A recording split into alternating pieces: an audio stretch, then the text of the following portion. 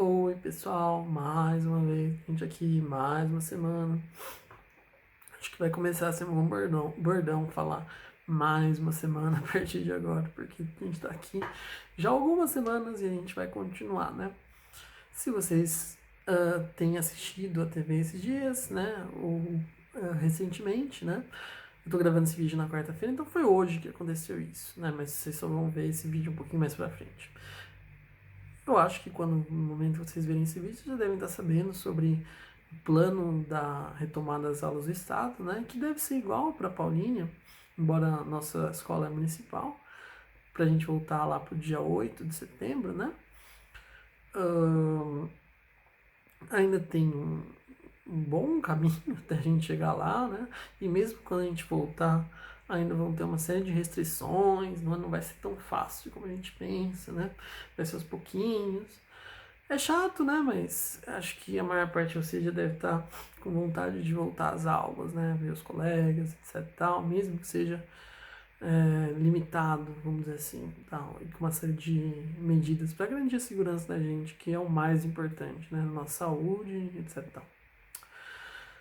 Bom, a gente vai então dar início hoje à nossa videoaula, né? Vamos falar do Getúlio Vargas de novo. O Vargas, eu acho que eu consigo trabalhar praticamente tudo ele hoje, né? A gente nessa videoaula, vamos ver se eu consigo falar o máximo possível sobre o Getúlio Vargas hoje. E aí, continuando, a gente vai continuar falando sobre o Brasil. Tudo bem que agora os assuntos eles vão se misturando, tá? O que eu quero dizer com isso? O Vargas foi presidente do Brasil de 1930 a 1945. E nesse período, Vargas vai sentir os efeitos, por exemplo, da crise de 1929 e da Segunda Guerra Mundial, né? Começa em 39. Então, a gente vai falar de Vargas ainda, né? A gente vai continuar falando de Brasil ainda até, né? O máximo possível. Eu não quero entrar em assuntos de história geral, mas mesmo assim a gente tem que entender os impactos do que está acontecendo no mundo com relação ao Brasil, tá? E isso vai ser um pouquinho mais difícil, tá? Mas vai me acompanhando, vai ouvindo o que eu estou falando. Se tiver alguma dúvida, me manda por e-mail. Eu preciso do contato de vocês, ou quem me tem no Instagram, manda as perguntas pelo Instagram. Não mandem pelo YouTube, porque eu raramente vejo, sendo bem sincero, eu nem gosto de ver eu falando ou fazendo as minhas próprias videoaulas. Eu me sinto muito mal, patético. Mas, dúvidas me procurem de algum jeito, eu vou tirando. A gente não sabe, vocês estão no ano, né? Obviamente, vocês, alguns de vocês têm vestibulinho, a gente não sabe como é que vai ser, vocês podem ter dúvidas, vocês têm que estar estudando independentemente de qualquer outra coisa. Se vocês tiverem questões sobre assuntos anteriores do oitavo ano, do sétimo, exercícios, mandem para mim, eu ajudo, eu explico, eu faço até vídeo especial, tá? Explicando o assunto para vocês, alguma questão, a gente faz algum tipo de contato, alguma coisa, né? Para ajudar vocês aí, porque a gente não sabe como é que vai ser, a gente não sabe como vão ser as provas, como que vai acontecer isso, se vocês vão ter tempo hábil para estudar o suficiente, enfim. A gente não sabe de nada, tá? Então, é importantíssimo que vocês mantenham contato comigo, que vocês quiserem saber. Se vocês estiverem estudando, estudem, tá?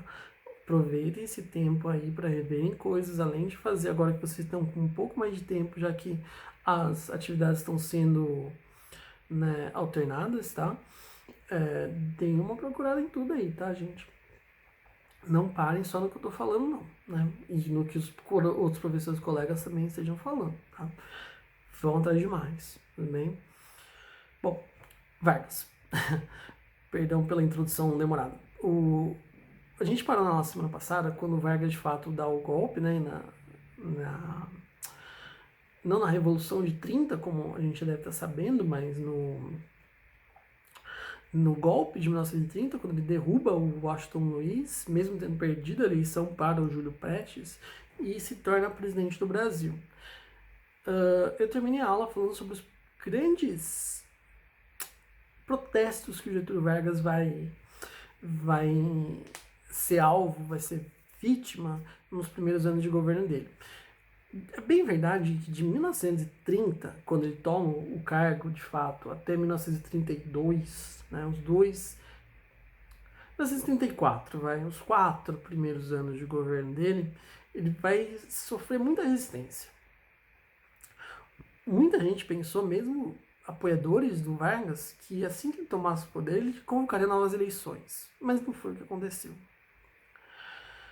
O problema, então, é que as manifestações, os protestos, as passeatas, as carreatas, tudo que vocês podem imaginar, elas continuaram acontecendo à medida que o tempo ia passando, os meses iam passando, e o Vargas não falava de Constituição, não falava de eleição, não falava de nada disso, tá? O Vargas ia adiando esse assunto e ia governando. O que é uma figura, né? Se você governa sem uma Constituição, sem ser o presidente eleito, sem chamar novas eleições, uma ditadura. O Vargas já começa a ditadura aí, embora muita gente coloque que o governo ditatorial dele seja de 1937 a 1945, esse tempo aí que ele tá governando sem seguir nada, por que não? É uma ditadura, ele não foi eleito para ele cair, tá? Mas vamos aos poucos, né? Então, os 2 primeiros anos aí, né? Vamos quebrar em pequenos pedaços a Era Vargas. De 1930 a 1932 é o que a gente chama de governo provisório. Governo provisório porque ele deveria abandonar assim que ele chamasse novas eleições. Só que ia adiando, chamar novas eleições e tal, e nada. E aí as manifestações rolando, pau comendo. A crise de 1929 começa a afetar para valer o Brasil, tá? E afeta principalmente o motor do país naquele momento, que era a cafeicultura. É simples da gente pensar sobre isso, né, pessoal? Boa parte do mundo entrou em crise junto com os Estados Unidos naquele momento, tá? A crise começou no final de 1929, mas os efeitos mais fortes dela só vão afetar países como o Brasil e outros, né, Europa, etc. Tal, em 1930, tá? No ano seguinte, né, alguns meses depois, tá? Quando o Vargas, presidente, estava no poder. E por que eu digo que afetou de uma forma muito pesada o Brasil? Porque é o seguinte, num momento de crise em que muita gente perde o emprego, em que muita gente não tem o que comer, em que, enfim, né, muitas coisas vêm acontecendo aí que as pessoas não sabem o que fazer, não tem dinheiro para quase nada. A primeira coisa que elas cortam, né, são os artigos de luxo e os supérfluos, os que não têm necessidade do dia a dia. Por que eu estou dizendo isso? Porque o café é um deles, certo? Se você não tem dinheiro nem para sustentar a sua família, você vai comprar café. Café naquele momento era um artigo de luxo, né? Era uma coisa que você tomava, não é pro dia a dia, certo? Embora pro Brasil, e na verdade acho que na maior parte do mundo, o café se tornou uma bebida do dia a dia, até aquele momento não era. Ela se tratava de um artigo de luxo, né? Então você vai optar por beber água ou beber café? Não, cortou o café. Cortou o café e ferrou pro Brasil, né? Ferrou pro Brasil porque justamente o que movimentava o negócio no Brasil foi o café. Eu tenho a dizer que, na verdade, pro Vargas, a crise de 29 veio num momento muito bom, porque o grande produtor de café no Brasil era São Paulo. Então quem mais sofreu os efeitos da crise, claro, o Brasil inteiro sofreu porque era o ponto máximo da economia brasileira do café. Mas pro Vargas foi importante isso, porque com a crise de 29 ele viu uma oportunidade de tirar das mãos de São Paulo o controle econômico do país. Ah, mas São Paulo ainda é o centro econômico do país, mas ele está muito mais diversificado do que era na época, porque de fato São Paulo era o que movimentava a cafeicultura paulista, de fato movimentava o Brasil naquele momento, né? Com Vargas isso vai ser modificado um pouco, tá? Ele vai trazer algumas indústrias, ele vai modernizar algumas vezes outras regiões do Brasil, ele vai diversificar o sistema econômico para evitar que tudo caísse nas costas da cafeicultura de São Paulo. Porque queria de qualquer jeito, né, tirar de São Paulo o centro econômico de dominância. Não, peraí, se eu depender de São Paulo, você refém de São Paulo para sempre. E ele não queria isso, certo? Até pelo fato das fraudes nas eleições dos anos anteriores e todo esse tipo de coisa. Então, o objetivo do Vargas nos primeiros anos de governo dele foi, sim, sem dúvida, tentar ao máximo minar a influência dos paulistas no governo brasileiro, tá? Não só no governo, mas na economia. Agora, é claro que o Brasil inteiro vai sentir os efeitos da crise de 29, porque naquele momento o Brasil não estava equipado ainda com outros produtos, seja lá o que a gente pode falar, que competissem com o café. O café, de fato, movimentava a economia brasileira. Né? O governo vai tentar salvar os cafeicultores paulistas, né, e vai comprar esse café a preços baixíssimos e vai queimar, botar fogo em todos eles nas praias do Rio de Janeiro. Tá? Por quê? Porque ninguém ia consumir aquele café. Né? Comprou para que os cafeicultores não quebrassem, né? Comprou para evitar que o Brasil também quebrasse. O governo tinha dinheiro. É importante entender que essa economia ela foi essa quebra, essa crise, ela foi uma crise estrutural, não tem nada a ver com o governo ainda não estava quebrado naquele momento, na verdade vai ter que partir dos governos a solução da crise, como partiu nos Estados Unidos. E no caso do Brasil, o que o Vargas pôde fazer naquele momento foi comprar o café a preço de banana e tacar fogo em todos eles. Tá? E começar o processo de tentar trazer novas indústrias, criar novas coisas, para evitar a dependência de São Paulo. Por exemplo, aí nesse negócio, que vai aparecer a Companhia Siderúrgica Nacional, né? Lá para 1938, se não estou enganado, por aí, tá? Mais pro final do governo Vargas, mas ainda assim, né? Produzir aço no Brasil, certo? Vamos produzir outras coisas no país, né? Vamos diversificar a nossa economia. Chega de café. Não, vamos fazer outras coisas. Vamos trazer indústrias de outros tipos para cá, não é verdade? Um processo que vinha acontecendo, né, ou pelo menos tinha essa ideia de se fazer isso desde a década de 20, mas que o Vargas vai fazer, vai trazer indústria que a gente chama indústria pesada para cá, indústria de base para o Brasil. Né? Um dos primeiros movimentos a que o Brasil vai trazer indústria para cá vai ser essa. E pasmem, né, as primeiras máquinas que o Brasil vai receber, muitas delas o Vargas vai comprar da primeira Revolução Industrial, então elas tinham mais de 100 anos. Tá? Algumas muito antiquadas, já superadas, né? Da primeira Revolução Industrial, aquela que vocês estudaram no passado, hein, gente? Começa do século XVIII, final do século XVIII, começo do século XIX. Essas vão ser trazidas para o Brasil nos primeiros momentos, tá? Mas ainda assim, é um momento em que, de fato, o Vargas tenta modernizar de alguma forma, tá? Sempre com aquele objetivo que eu comentei com vocês, de tentar tirar de São Paulo o centro, o cerne político, econômico, de relações que existia no Brasil naquele ponto. Né? Então, afastar de São Paulo isso. Tá? Ainda assim, né, como eu comentei com vocês, mesmo os apoiadores do Vargas viam um problema muito grave, que era ele não chamar as eleições, não falar de Constituição, cadê Vargas? Tanto que em 1972, a gente parou a videoaula passada falando sobre isso, São Paulo vai se rebelar.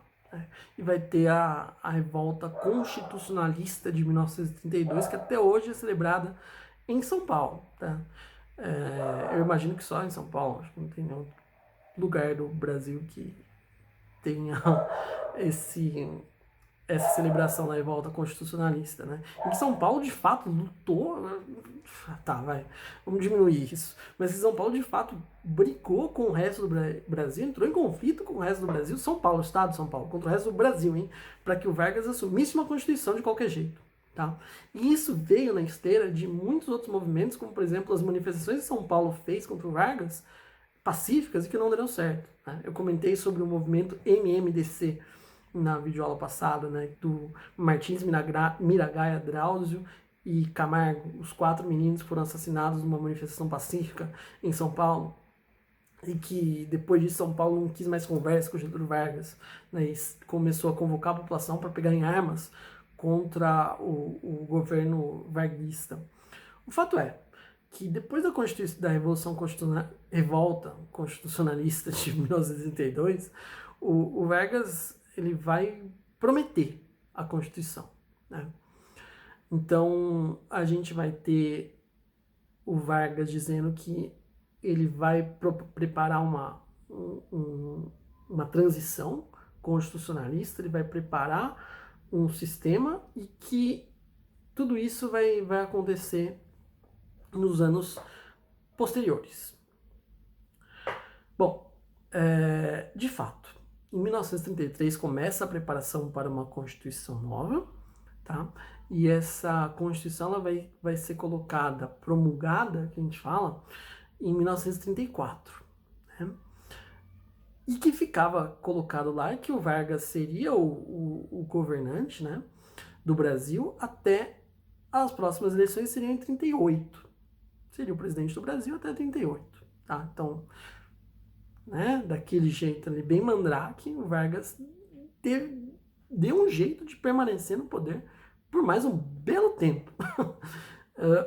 Então ele ficaria no poder de 1934 a 38, sendo eleito de forma indireta, mas as eleições já estavam convocadas para 38. E na Constituição de 34 tinha coisa muito interessante. Por exemplo, o início do voto secreto. Olha que legal. Uma coisa que a gente falou, né? Antes, na política café com leite, na república que a gente chama República Velha, antes do Vargas chegar ao poder, era voto aberto. Que é outra coisa legal? Voto feminino, né? Então a gente tem uma série de fatores ali que vão ser levados em conta e que aparecem nessa Constituição que o Vargas colocou em funcionamento em 1934, tá? É claro, as eleições aconteceriam só em 38, mas ainda assim, uma série de novidades vão aparecer aí nessa Constituição, algumas leis trabalhistas também, a gente vai falar mais de leis trabalhistas daqui a pouco, mas o que acontece é que a gente tem um sistema aí que, né, que em teoria, né, pode dar certo. Tá? Mas o Vargas tem um jeito para se manter por mais 4 anos no poder, de 1934 a 38 seria o mandato dele. Tá? Então ele ficaria mais 4 anos, 38 teria as eleições, né, do jeito que ele colocou na nova Constituição. A teoria está resolvida.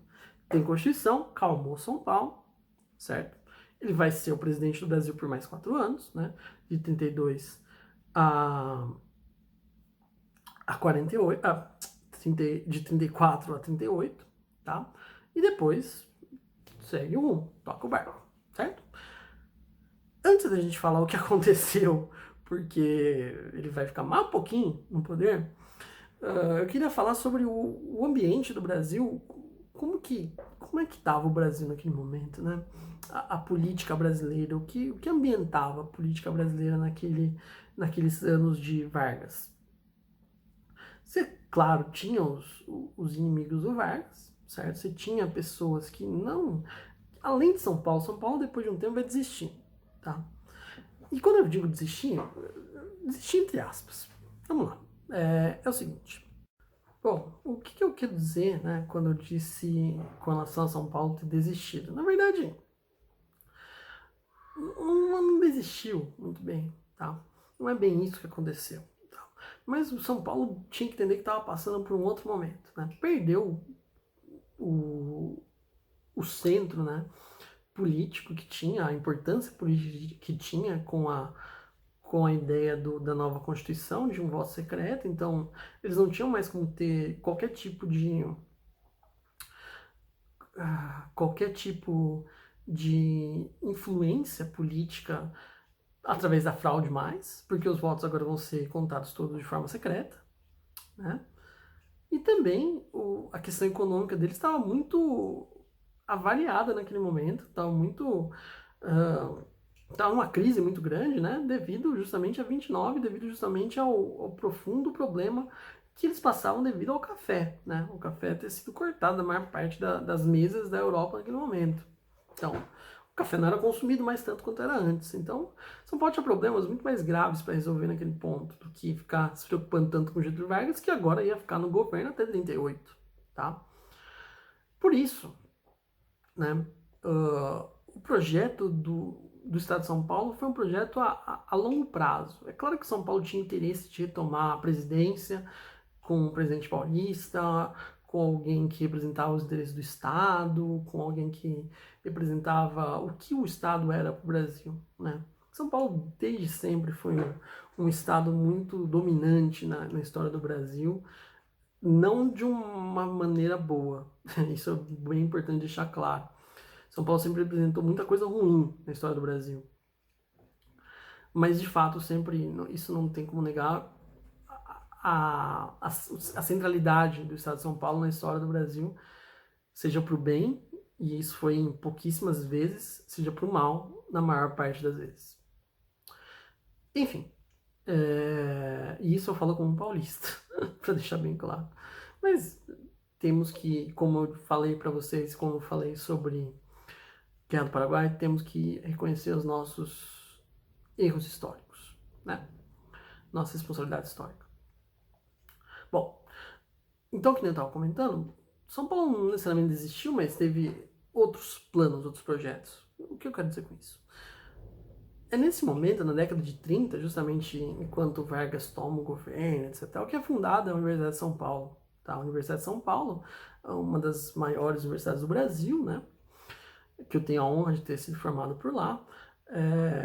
O objetivo da Universidade de São Paulo e da sua fundação, o interesse na fundação da Universidade de São Paulo era muito claro, tá? E era um interesse político, no final das contas. Claro que, né, há o objetivo de graduar gente com conhecimento acima da média, com formar pessoas intelectuais de importância no Brasil, etc. Tal. Claro que isso é interesse de toda a instituição de ensino. Mas a Universidade de São Paulo ela tinha um interesse e de seus fundadores em longo prazo de formar cabeças que poderiam de repente retomar, por exemplo, o governo do Brasil. A questão é clara. São Paulo perdeu o centro político, não é mais, certo? Perdeu esse combate para o Vargas. Centro econômico, talvez ainda pode ser dito que sim, mas está cambaleando ali por causa da crise de 29. Então, o que sobrou para São Paulo? O domínio intelectual, né? E é justamente nesse sistema, nesse processo aí que é fundada a Universidade de São Paulo, né? Uma das maiores universidades do Brasil até hoje, tá? Se não a maior. Então, tudo nesse sistema aí de combate entre áreas, né? Não temos mais o domínio político, o nosso domínio econômico está ameaçado pela crise. Então, vamos tentar dominar de outras formas, vamos dominar as maiores mentes do Brasil, fundando a universidade que vai criar essas cabeças, né? Então, São Paulo desistiu, mas com um plano lá para frente, com um projeto lá para frente, né? A prova que isso vai, de certa maneira, dar certo é que na década de 90, por exemplo, a gente vai ter um presidente formado pela Universidade de São Paulo, que é o Fernando Henrique Cardoso. Não é um exemplo que eu me orgulho de dar, mas o FHC, né, como todo mundo chama, é um presidente que foi formado em Sociologia pela Universidade de São Paulo, pelo bem e pelo mal, tá? Bom, voltando à nossa conversa, vamos voltar a falar de Vargas, que é o que importa aqui, deixar São Paulo de lado. Como que era o ambiente?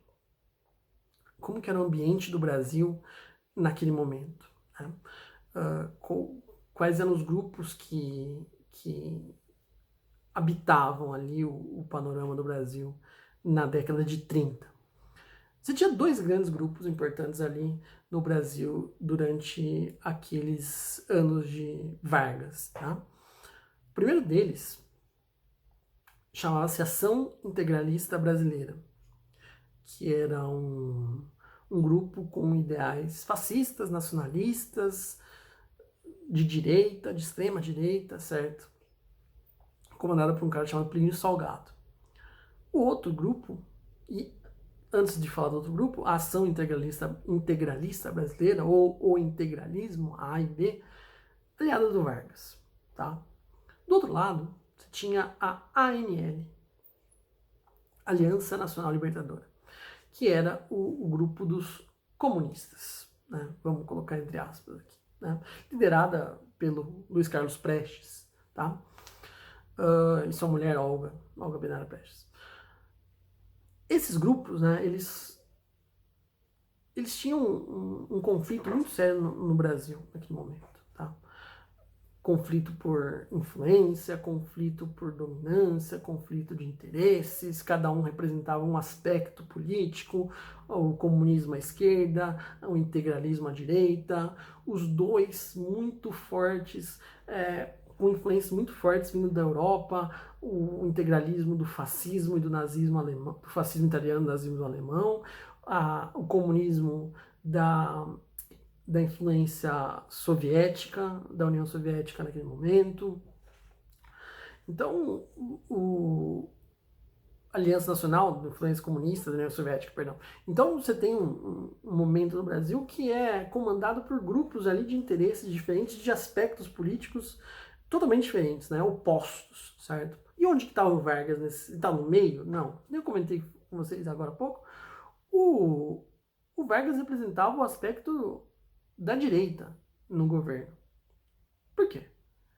Então, vocês devem estar se perguntando, então você está querendo dizer que o Vargas ele era apoiador do fascismo, do nazismo, ele era amigo do Hitler?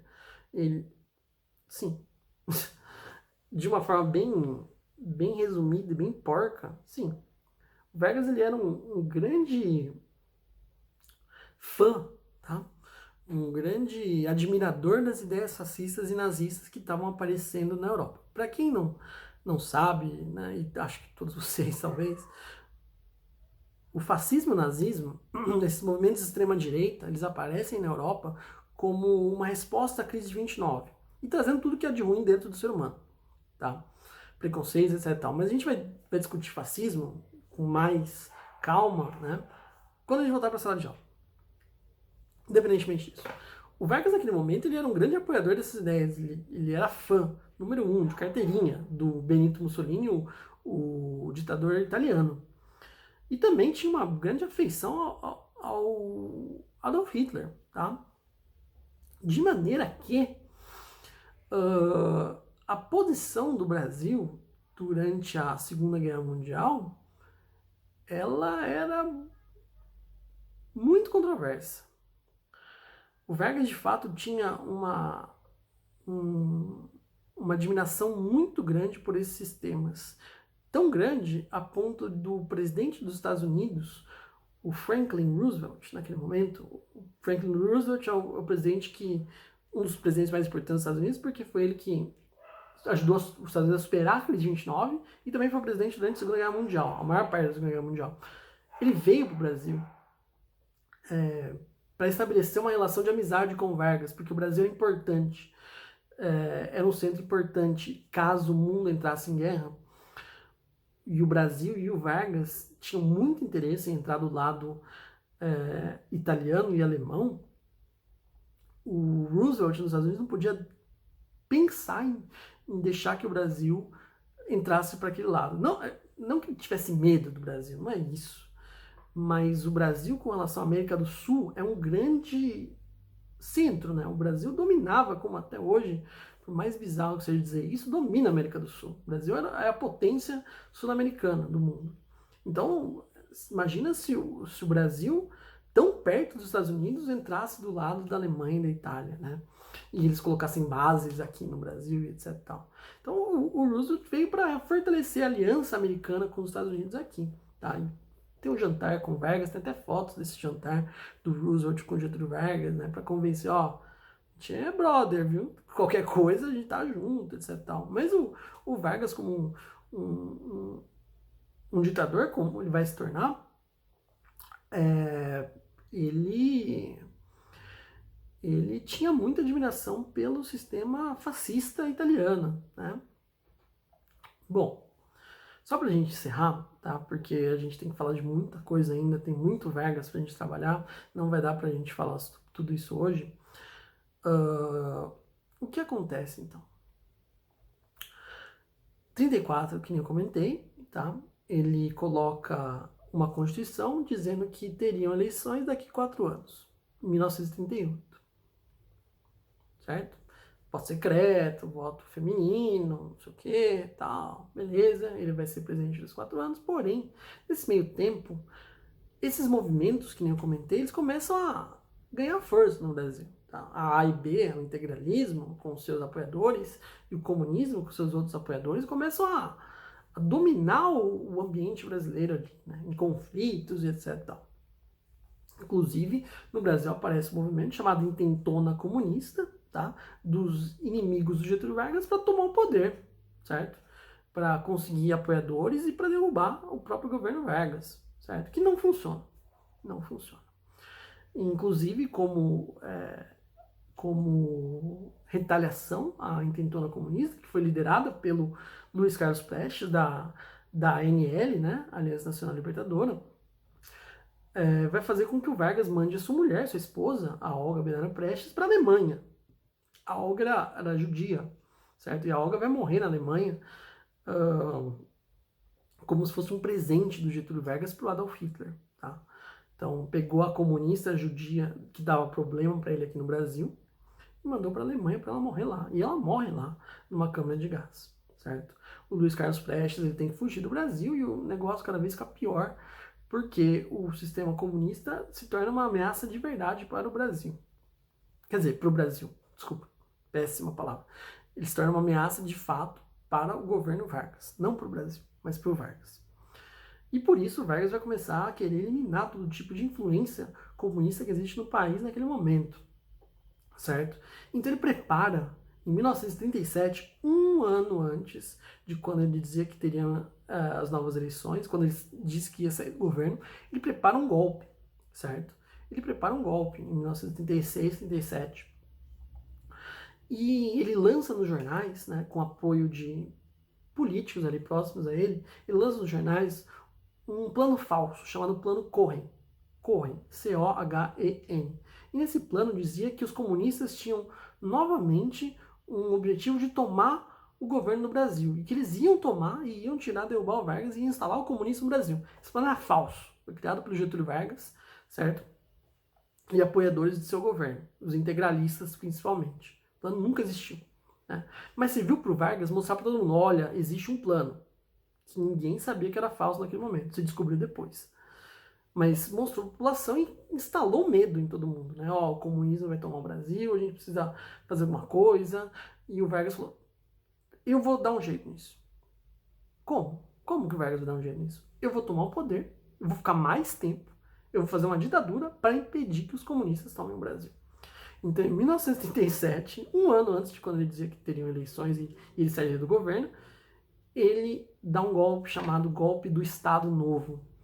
E ele, de fato, aí sim, nesse momento, ele funda uma ditadura no Brasil sob o argumento de que ele fez isso para evitar que os comunistas tomassem o poder no país, né? De um plano falso que ele inventou para colocar medo na população e usar esse argumento para dar o golpe. E em 1937 começa a segunda etapa do governo Vargas, certo? Da era Vargas no Brasil, que é o governo ditatorial para valer, né? Então, em 1937, aí sim, uma ditadura para valer, com o nome de ditadura e com Vargas sendo o ditador brasileiro e permanecendo no poder por mais tempo, tá? Com essa justificativa, não vou deixar os comunistas tomarem o governo do Brasil, então por isso vou ficar mais. E ele vai ficar mais mesmo, vai ficar de 37 a 45 agora. Essa segunda parte, a gente vai ver na próxima aula, a aproximação ainda dele com os poderes fascistas da Europa, a criação da CLT e uma série de outras coisas, tá? Mas tem muito Vargas ainda pra gente falar, essa figura muito importante da história do Brasil, bom? Valeu, galera. É isso aí.